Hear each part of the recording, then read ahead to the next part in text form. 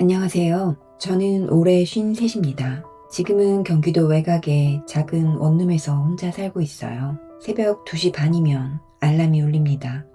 몸이 먼저 반응하죠. 눈을 뜨기도 전에 허리가 뻐근합니다. 잠깐 더 누워있고 싶지만 그러면 하루가 꼬입니다. 부엌이라고 부르기도 민망한 좁은 싱크대 앞에 서서 찬물을 한 컵 마십니다. 벽지는 군데군데 들떠있고 보일러를 오래 못 틀어서 방 안 공기가 축축합니다. 가끔 그런 생각이 듭니다. 내가 여기까지 어떻게 왔을까? 예전엔 저도 평범하게 살 줄 알았습니다. 남들처럼 결혼하고 아이 키우고 주말엔 가족끼리 여행도 다니고 그런 평범한 장면이 당연히 내 인생에도 올 줄 알았어요. 근데 저는 어릴 때부터 집안에서 조금 이상한 위치에 있었습니다. 저희 엄마는 늘 오빠 중심으로 살았거든요. 지금 생각하면 참 신기합니다. 같은 자식인데도 엄마 눈빛은 늘 달랐어요. 오빠가 집에 오는 날이면 아침부터 시장을 봤습니다. 우리 아들 갈비 좋아하잖아. 엄마는 고기를 재우면서 혼잣말처럼 중얼거렸죠. 이른 새벽부터 만든 식혜를 주면서 맛 괜찮냐고 늘 묻던 엄마. 냉장고에 있던 사과도 하나하나 정성스럽게 씻고 깎아서 접시에 올렸습니다. 반면 저는 옆에서 팔을 썰다가 손이라도 베면 핀잔을 주듯 이런 말을 들었습니다. 조심성이 그렇게 없어서 시집은 어떻게 갈래? 그 말이 그렇게 서러웠어요. 아픈 손보다 마음이 먼저 욱신거렸습니다. 한 번은 중학교 때였습니다. 비 오는 날 체육복이 젖어서 드라이기를 말리고 있었는데 오빠가 학원 다녀와서 방문을 열었어요. 그러자 엄마가 갑자기 저를 밀치면서 말했습니다. 비켜봐, 오빠 추운데 빨리 밥 먹여야지. 저는 아직 젖은 양말을 신고 있었는데도요. 그날 식탁에는 계란말이랑 된장찌개가 있었는데 이상하게 저는 맛이 하나도 기억이 안 납니다. 대신 오빠 밥그릇 앞에만 소고기 장조림이 올라가던 장면은 아직도 선명해요. 그런 일들이 너무 많았습니다. 근데 무서운 건요. 저도 어느 순간 그걸 당연하게 받아들이기 시작했다는 겁니다. 원래 딸은 이런 건가 보다. 여자는 참는 건가 보다. 그렇게 생각하면서 살았던 것 같아요. 20살 때 처음 돈을 벌었습니다.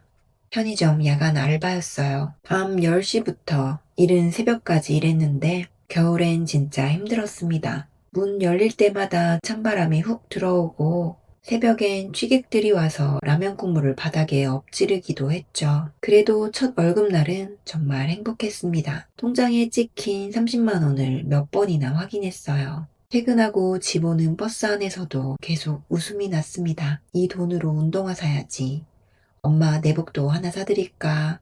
그런 생각을 했습니다. 근데 집에 들어가자마자 엄마가 제 가방부터 쳐다봤어요. 월급 받았다면 그 말투가 아직도 기억납니다. 기쁜 얼굴도 아니고 축하한다는 말도 아니었어요. 마치 기다렸다는 사람 같았습니다. 저는 괜히 머뭇거리면서 웃었어요.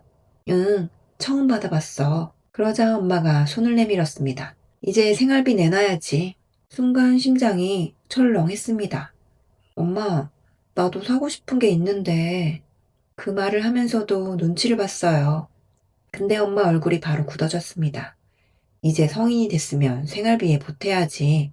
안 그래도 오빠 학비 때문에 돈 많이 드는데. 그래도 나도 좀, 넌 대학 안 갔잖아. 돈 벌면 집에 보태야지. 그날 저는 결국 봉투째 드렸습니다. 엄마는 돈을 세어보더니 아무 말 없이 안방으로 들어갔어요. 저는 제 방에 들어가서 가만히 천장만 봤습니다. 분명 내가 번 돈인데 왜 들이지 않으면 죄 짓는 기분이 들까 싶었어요. 그날 이후로 그런 것들이 반복이었습니다. 직장에 들어가도 똑같았어요. 월급날만 되면 퇴근길에 기다렸다는 듯 엄마가 전화를 했습니다. 이번 달은 얼마나 되냐? 카드값 막아야 된다. 오빠 시험 준비하잖아. 희한하게 오빠는 늘 준비하는 사람이었고 저는 늘 내야 하는 사람이었습니다. 한 번은 너무 답답해서 오빠한테 말한 적이 있습니다. 어느 주말 부모님이 없는 시간이었습니다. 오빠는 식탁에 앉아 커피를 마시고 있었고 저는 조심스럽게 식탁에 앉으면서 말했어요. 오빠, 나도 이제 너무 힘들어. 오빠는 별 반응도 없었습니다. 뭐가? 엄마가 자꾸 돈 달라고 하잖아. 그러자 오빠가 커피를 한 모금 마시고 툭 말했습니다. 그럼 안 주면 되잖아. 그 순간 머리가 멍해졌습니다. 안 주면 된다고? 저는 단 한 번도 그런 선택을 생각해 본 적이 없었거든요. 엄마가 원하는 건 무조건 해야 하는 줄 알았습니다. 싫다고 말하면 나쁜 딸이 되는 줄 알았어요. 근데 오빠는 너무 쉽게 말했습니다. 마치 숨쉬듯 당연하다는 표정으로요. 그날 밤 혼자 좁고 어두운 내 방에 앉아 창밖만 계속 봤습니다. 비가 오고 있었는데 유리창에 제 얼굴이 흐릿하게 비치더라고요. 갑자기 그런 생각이 들었습니다. 나는 왜 늘 가족 안에서도 눈치를 보며 살았을까? 왜 한 번도 나 스스로 내 편이 되어 본 적이 없을까? 근데 더 슬픈 건요. 그런 삶이 너무 익숙해서 저는 그게 이상한 줄도 모르고 살았다는 겁니다. 마흔이 되고서야 저는 비로소 집에서 독립하여 나왔습니다. 집을 나와서 독립하겠다고 엄마에게 말했을 때 엄마는 제 독립을 걱정하거나 응원하는 것과는 별개로 본인의 생활비를 보탤 사람이 사라지는 것에 대해 분노하며 저를 나무랐습니다. 하지만 마흔이 된 나이에서야 저는 처음으로 엄마에게 반항을 했습니다. 너무 늦었지만 이제라도 정말 저를 위해 독립을 해야겠다 겨우 다짐하며 집을 나왔습니다. 그렇게 혼자 살면서 이런저런 일들을 했어요. 대학도 나오지 않았고 그럴듯한 경력도 없기에 닥치는 대로 뭐든 했습니다. 하지만 늘 상황은 제자리 걸음이었습니다. 40대 후반이 넘어가면서부터 몸이 이상해지기 시작했습니다. 예전엔 밤새 일하고 들어와도 하루 자고 나면 괜찮아졌어요. 몸이 무거워도 피곤해서 그렇겠지 하고 넘길 수 있었습니다.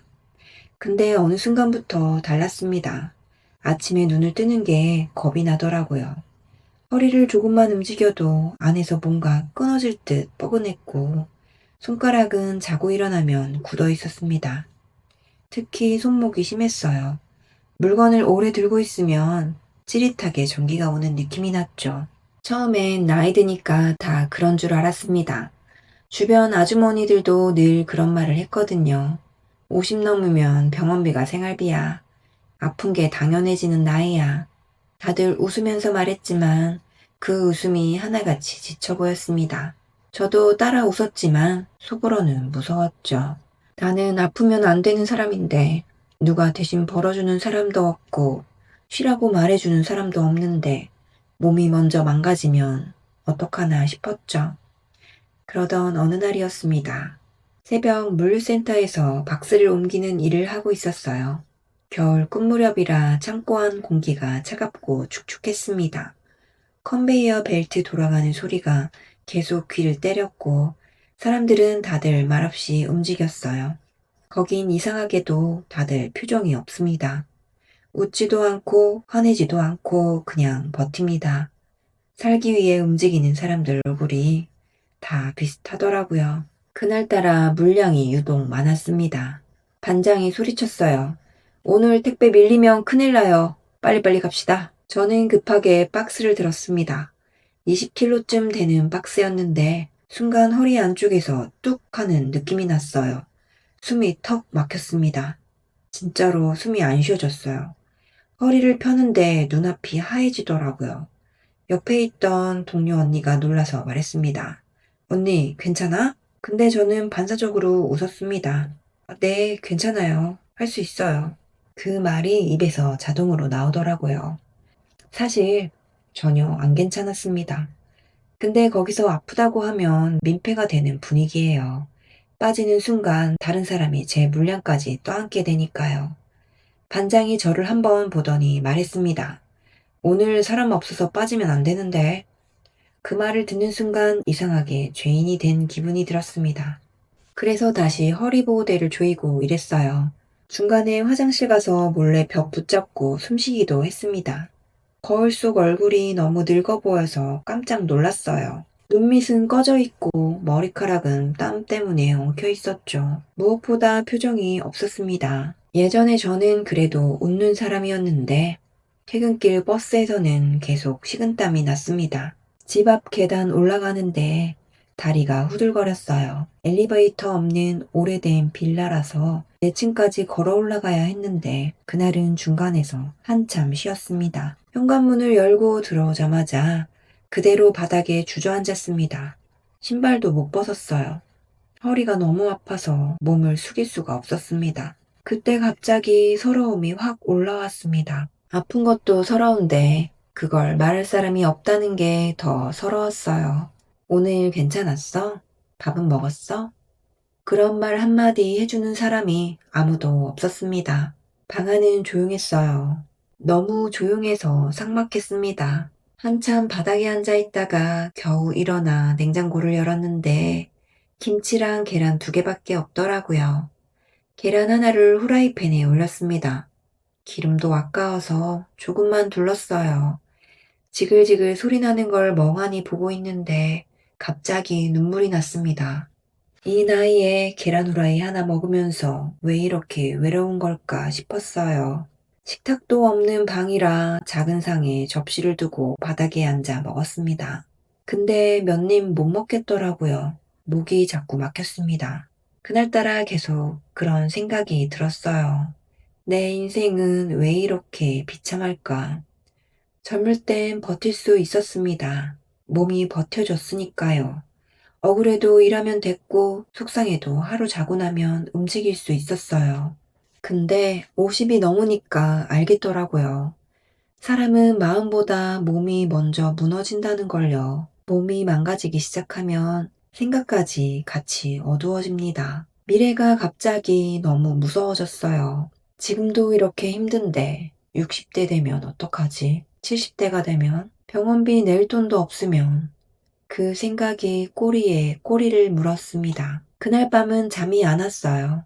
허리는 아프고 천장은 어둡고 방 안 공기는 답답했습니다. 괜히 핸드폰만 만지다가 유튜브를 켰습니다. 그러다 어떤 영상을 보게 됐어요. 저랑 비슷한 또래의 여자분이 혼자 카메라 앞에서 이야기하고 있었습니다. 화장도 안 한 맨 얼굴로요. 오늘도 편의점 도시락 먹었습니다. 그분은 담담하게 말했는데 이상하게 그 말이 제 마음을 후벼 팠습니다. 댓글이 수백 개가 달려 있더라고요. 저도 혼자예요. 제 이야기 같아서 울었습니다. 나만 이런 줄 알았는데 그걸 읽는데 갑자기 눈물이 흘렀습니다. 저만 이렇게 사는 줄 알았거든요. 다들 잘 사는 줄 알았습니다. 저만 뒤처진 줄 알았어요. 근데 아니더라고요. 세상에는 조용히 버티며 사는 사람들이 정말 많았습니다. 그날 새벽 3시쯤이었을 겁니다. 저는 한참 망설이다가 핸드폰 카메라를 켰습니다. 근데 막상 켜니까 아무 말도 안 나오더라고요. 화면 속 제 얼굴이 너무 초라해 보였습니다. 조명도 없고 머리도 헝클어져 있었고 눈은 퉁퉁 부어 있었어요. 한동안 가만히 있다가 겨우 입을 열었습니다.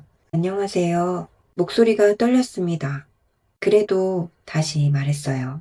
저는 그냥 버티면서 살고 있는 사람입니다. 그게 제 첫 영상이었습니다. 처음 영상을 찍고 나서 한동안 핸드폰을 제대로 못 봤습니다. 올리긴 올렸는데 좀 창피하더라고요. 화면 속 제 모습이 낯설었습니다. 목소리는 기어 들어가고 얼굴은 긴장해서 굳어 있었어요. 중간엔 말도 꼬였습니다. 아니 그게 이런 부분도 많았죠. 처음엔 다시 찍을까 했습니다. 그런데 다시 찍는 것도 쉽지 않았어요. 혼자 사는 사람은 이상하게 자기 목소리 듣는 것조차 어색해집니다. 누군가와 대화할 일이 별로 없으니까요.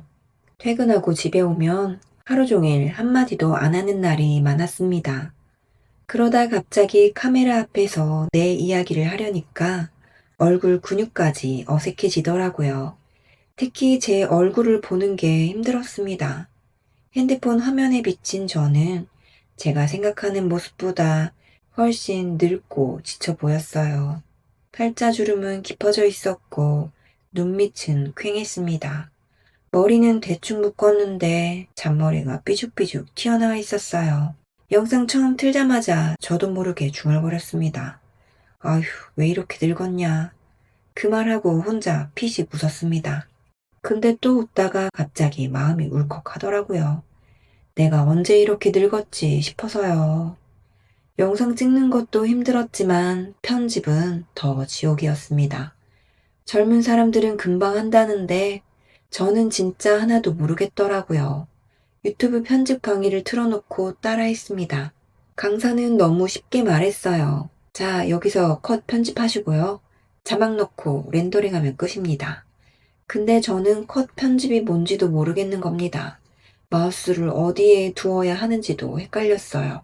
한 번은 겨우 자막을 넣었는데 갑자기 영상 전체가 사라졌습니다. 순간 심장이 철렁했습니다. 어? 잠깐만 어디 갔어? 혼자 중얼거리면서 한참 찾았습니다. 결국 저장이 안 된 거더라고요. 그날 새벽 3시까지 붙잡고 있다가 결국 울었습니다. 컴퓨터 앞에서 멍하니 앉아있는데 너무 초라했어요. 53이나 먹고 영상 편집 하나 못해서 울고 있다는 게요. 근데 이상하게 포기하고 싶진 않았습니다. 왜냐하면 그 영상만큼은 꼭 올리고 싶었거든요. 살면서 제 이야기를 제대로 해본 적이 거의 없었습니다. 누군가 들어주길 기대한 적도 없었어요. 어릴 땐 늘 참고 살았고, 사회에 나와서는 버티며 눈치 보며 살았고, 나이 들어서는 조용히 사라지는 기분으로 살았습니다. 근데 처음으로 그런 생각이 들었어요. 나도 한 번쯤은 내 이야기를 해봐도 되지 않을까? 그 마음 하나로 계속 붙잡고 있었습니다. 영상 길이는 겨우 8분이었어요. 근데 그 8분 만드는데 1시간 넘게 걸렸습니다. 자막 하나 넣는데 10분, 음악 줄이는데 20분, 컴퓨터가 느려서 중간에 멈추기도 했고요. 손목은 아프고 눈은 침침한데 이상하게 집중됐습니다. 오랜만에 무언가를 해내고 싶다는 마음이 생겼거든요. 영상 제목은 단순하게 적었습니다. 50대 1인 가구, 삶이 버겁습니다. 괜히 꾸미고 싶지 않았어요. 그냥 제 현실 그대로였으니까요. 업로드 버튼 누르기 직전엔 손이 떨렸습니다. 그리고 정말 많이 망설였습니다. 사람들이 욕하면 어떡하지? 한심하다고 하면 어떡하지? 무엇보다 제일 무서웠던 건 따로 있었습니다. 아무도 안 보는 거요. 그게 더 무서웠습니다. 누군가에게조차 발견되지 못하는 기분이 들 것 같았거든요. 결국 눈 딱 감고 업로드 버튼을 눌렀습니다. 그리고 바로 핸드폰을 뒤집어 놨어요. 무서워서 못 보겠더라고요. 괜히 물 마시고 괜히 화장실 청소하고 의미 없이 냉장고 문만 열었다 닫았다 했습니다. 1시간쯤 지나서 겨우 확인했는데 조회수가 3위였습니다. 처음엔 웃음이 났어요. 역시 그렇지 뭐. 그 3명 중 1명은 저였을 겁니다. 확인하려고 제가 다시 들어갔으니까요. 근데 이상하게 허무하진 않았습니다. 예전 같으면 역시 난 안 되는구나 하고 포기했을 텐데 그날은 달랐어요. 누가 안 봐도 이상하게 마음 한구석이 조금은 따뜻했습니다. 적어도 이번엔 제 이야기를 숨기지 않았으니까요. 그날 새벽에도 잠이 안 와서 뒤척이다가 몇 시간 뒤에 다시 조회수를 봤습니다. 7이 되어 있었습니다. 겨우 7이었는데 심장이 둥거리더라고요. 그리고 댓글 하나가 달려 있었습니다. 저도 그냥 버티는 중입니다. 공감돼요. 그 짧은 문장을 보는 순간 이상하게 가슴이 울렁거렸습니다. 저는 한참 동안 그 댓글만 바라봤어요. 누군가 제 이야기에 공감해준 게 너무 낯설었습니다. 살면서 항상 이런 말만 들었거든요. 너가 참아. 너가 이해해. 너가 좀 양보해. 근데 처음으로 누군가가 제 마음을 알아준 느낌이 들었습니다. 그날 방 안 공기는 여전히 차갑고 형광등은 어둡고 통장 잔고는 그대로였는데 이상하게 덜 외로웠습니다. 저는 한참 망설이다가 처음으로 댓글을 달았습니다. 같이 버티면 조금 덜 외롭지 않을까요? 댓글을 쓰고 확인 버튼을 누르는데 또 손이 떨렸습니다. 근데 보내고 나니까 눈물이 날 것 같았어요. 이상했습니다. 인생이 갑자기 좋아진 것도 아닌데요. 빚이 사라진 것도 아니고 몸이 안 아픈 것도 아니었습니다. 근데 마음 한구석에 아주 작은 희망의 불씨 같은 게 살아나는 느낌이 들었어요. 그날 처음으로 그런 생각을 했습니다. 아, 나 아직 살아있구나. 그리고 정말 오랜만에 내일이 아주 조금 궁금해졌습니다.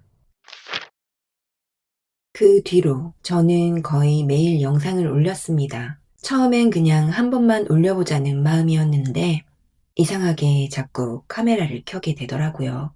누가 시킨 것도 아닌데요. 새벽 물류센터 다녀와서 샤워하고 젖은 머리 대충 말리고 컵라면 하나 먹고 나면 3시쯤 됐습니다. 예전 같으면 그대로 누워버렸을 시간인데 그때부터 다시 컴퓨터를 켰어요. 몸은 진짜 죽을 것처럼 피곤했습니다. 종아리는 퉁퉁 붓고 손가락 마디는 욱신거렸죠. 특히 새벽 배송 물량 많은 날은 팔을 들려 올리는 것조차 힘들었습니다. 근데 이상하게 유튜브 화면만 켜면 정신이 또렷해졌습니다. 신기했어요. 그전까지는 저는 하루를 그냥 버티는 사람처럼 살았거든요. 근데 영상 올리고 나서는 하루를 기다리는 사람처럼 변해가고 있었습니다. 어느 날은 퇴근하고 편의점에서 삼각김밥을 사왔는데 계산하면서도 계속 영상 생각만 났어요. 오늘은 무슨 이야기 하지? 썸네일 글씨는 어떻게 넣을까? 그런 생각을 하는 제 자신이 낯설었습니다. 예전엔 내일 생각하면 한숨부터 나왔는데 요즘은 이상하게 머릿속이 계속 움직였거든요. 물론 쉽진 않았습니다. 편집은 여전히 서툴렀어요. 자막 위치 잘못 눌러서 화면 밖으로 날아가고 목소리가 갑자기 로봇처럼 변하기도 했습니다. 한 번은 몇 시간에 걸쳐서 다 편집했는데 저장을 안 하고 꺼버린 적도 있었어요.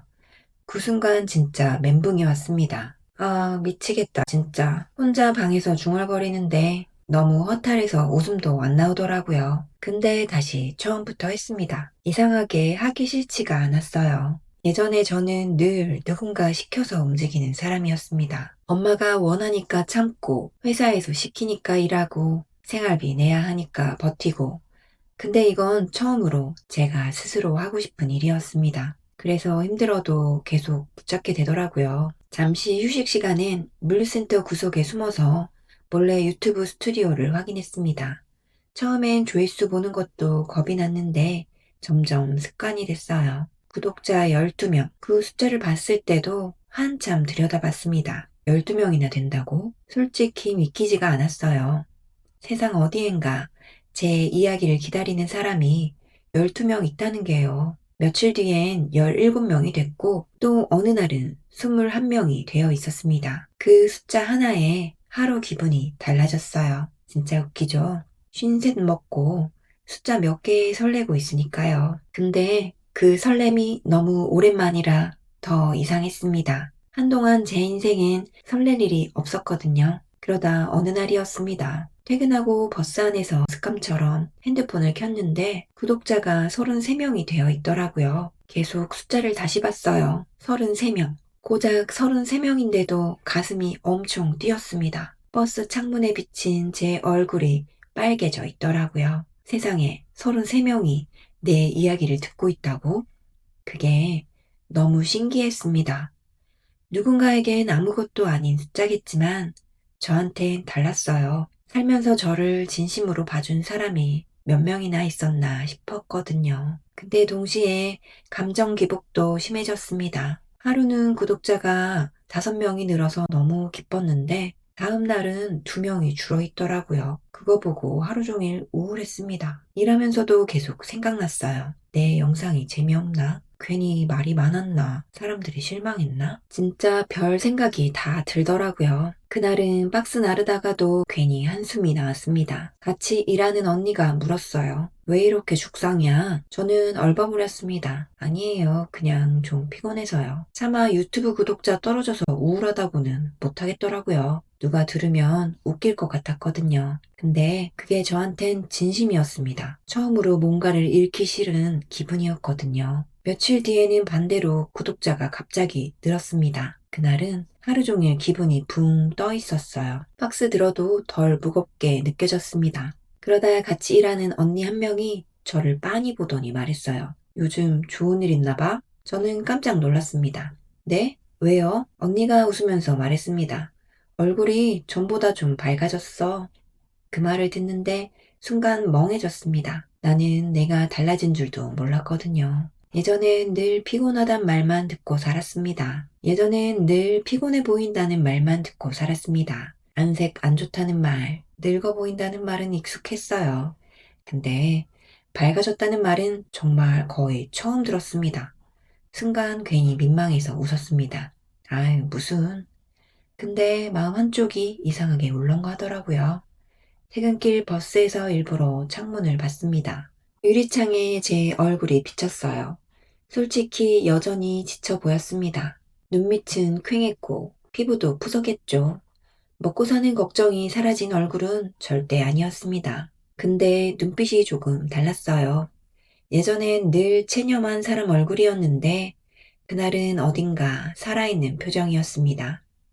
저도 모르게 창문에 비친 제 얼굴을 한참 바라봤습니다. 그리고 그런 생각이 들었어요. 아직 내 인생에도 뭔가 남아있나 보다. 유튜브를 시작한 지 5달쯤 됐을 때였습니다. 이때쯤 되니까 슬슬 현실이 보이더라고요. 처음엔 구독자 1명 늘어도 심장이 뛰었는데 어느 순간부터 숫자가 잘 안 움직였습니다. 영상 하나 올리면 조회수는 늘 비슷했고 댓글도 몇 개 안 달렸어요. 구독자는 400명 정도에서 멈춰 있었습니다. 솔직히 조급했습니다.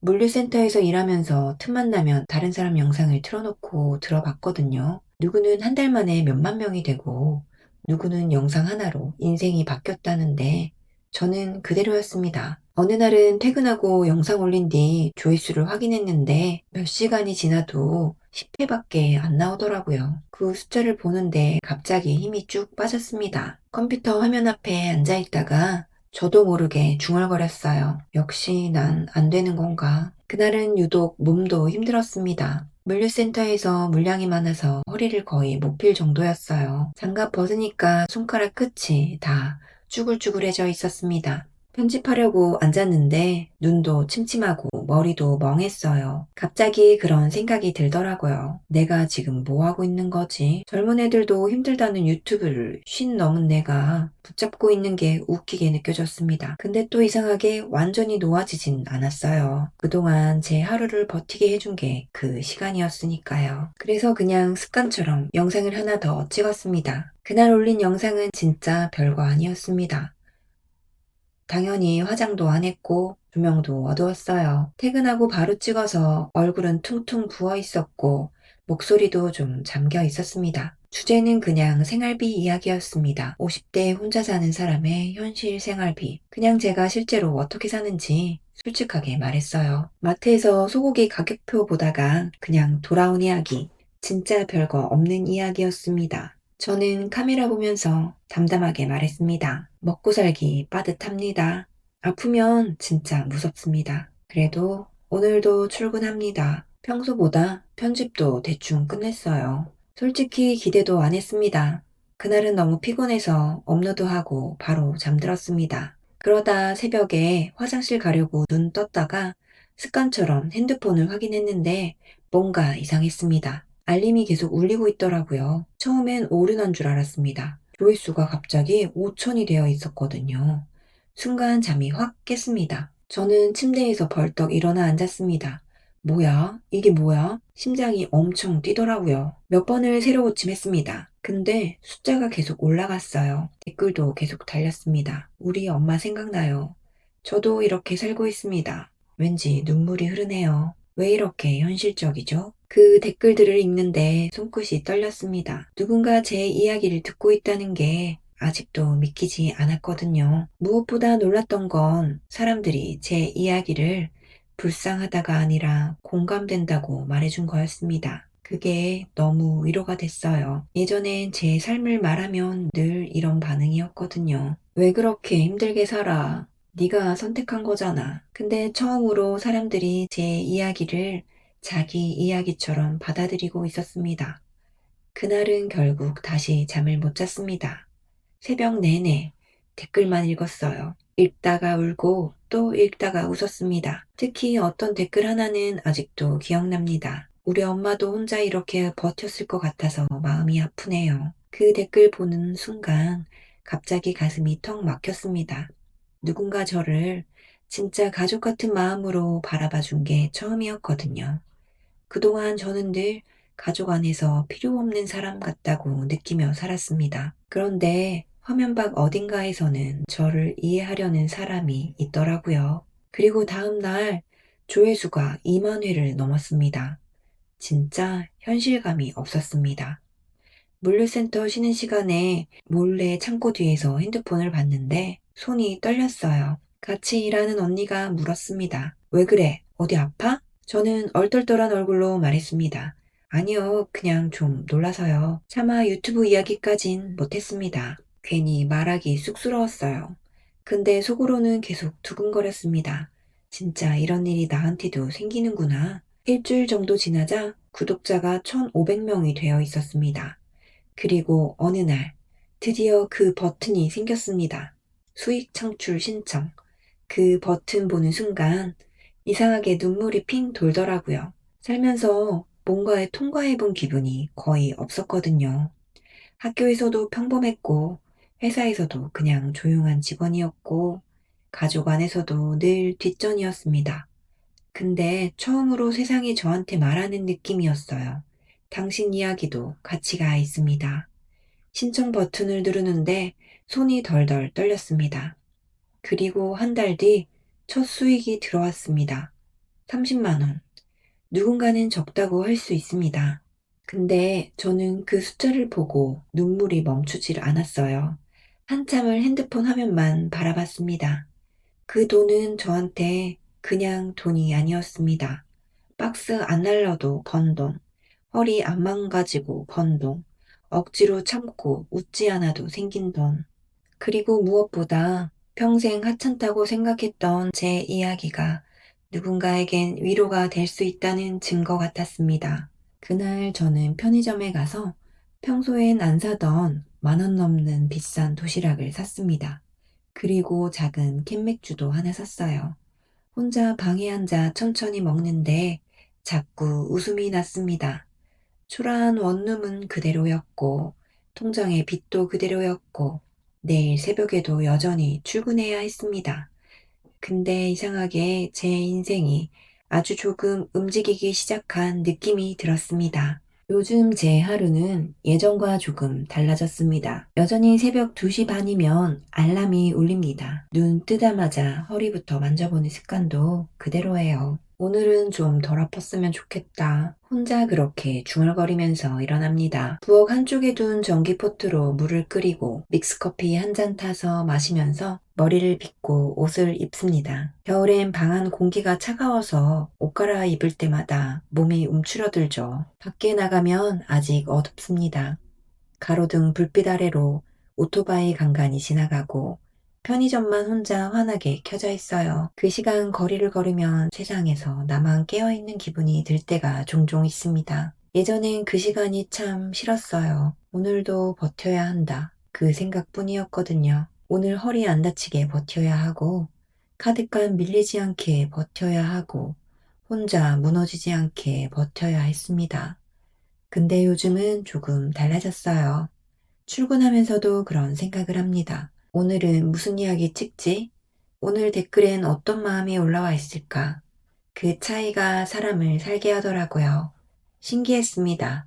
환경은 크게 달라진 게 없는데 마음이 달라지니까 하루 표정이 달라졌어요.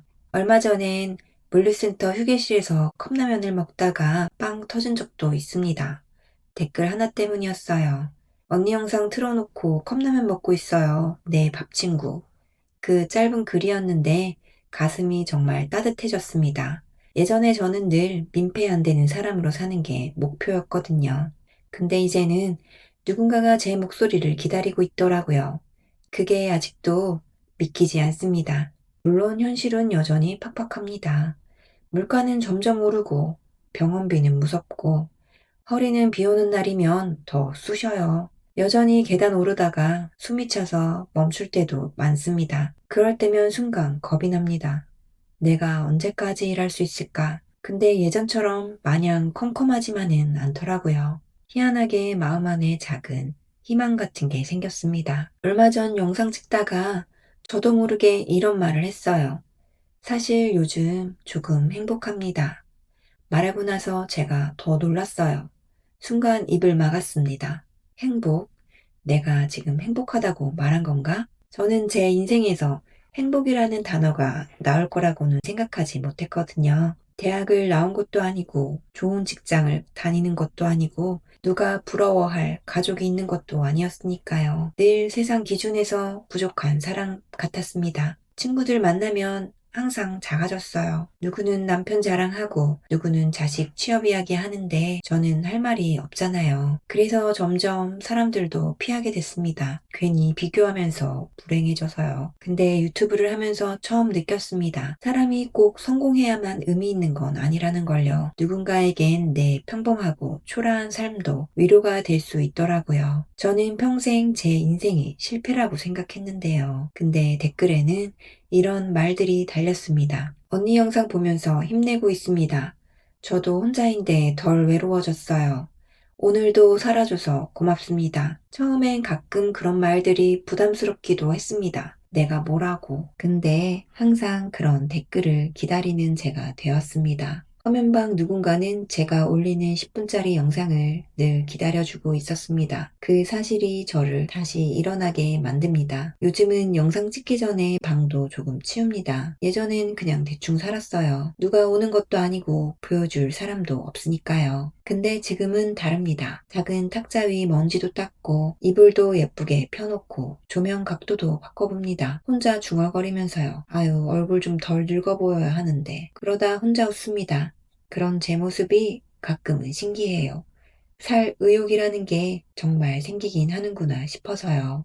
가끔 영상 편집하다가 실수로 전면 카메라 켜지면 깜짝 놀랍니다. 아, 너무 늙었네. 그 생각부터 들어요. 그래서 얼른 돌려버립니다. 예전엔 제 얼굴 자체가 부끄러웠습니다. 가난하고 실패한 인생이 얼굴에 다 적혀 있는 것 같았거든요. 근데 지금은 괜찮습니다. 주름이 많아도, 인생이 힘들어도, 여기까지 살아낸 사람 얼굴일 수도 있겠다는 생각이 듭니다. 얼마 전 출근길 버스 안에서 창밖을 보는데 문득 그런 생각이 들었습니다. 나는 평생 남 인생 조연처럼 살았구나. 엄마 인생에선 희생하는 딸이었고, 회사에선 늘 남의 일까지 떠맡는 조용하고 성실한 직원이었고, 세상에선 그냥 스쳐 지나가는 사람처럼 살았습니다. 근데 이제는 아주 조금 제 이름으로 살아보고 싶어졌습니다. 아주 거창한 성공은 아니어도 됩니다. 비싼 집이나 큰 돈을 벌 자신은 솔직히 없어요. 대신 언젠가는 진심으로 이런 말을 해보고 싶습니다. 그래도 내 인생 한번 살아봤다. 그리고 가능하다면 그때는 조금 더 당당하게 웃고 싶습니다. 저도 제 인생의 주인공으로 살아보고 싶습니다.